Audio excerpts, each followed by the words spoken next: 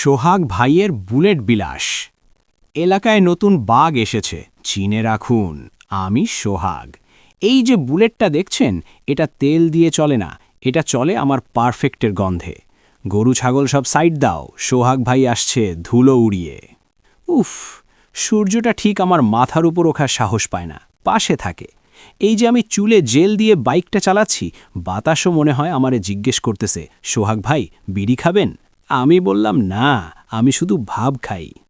ওরে মারে, এ তো কুত্তা না, এ তো সাক্ষাৎ যমদূত। কিরে ভাই, আমি কি তোর হাড় চুরি করছি? সোহাগ ভাইয়ের ইজ্জতের ফালুদা হয়ে গেল রে। আরে কেউ থামাও এটা রে।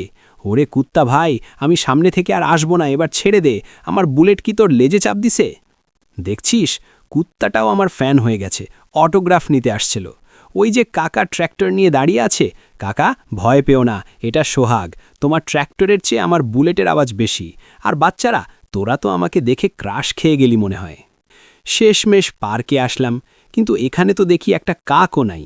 আমার স্টাইল সহ্য করার মতো পাবলিক এই গ্রামে এখনো জন্মায় নাই। চটপটির গাড়িটা তো খালি। সোহাগ ভাইয়ের যা কপাল, চটপটিওয়ালাও মনে হয় আমারে দেখে ভয় পাল্লাইছে।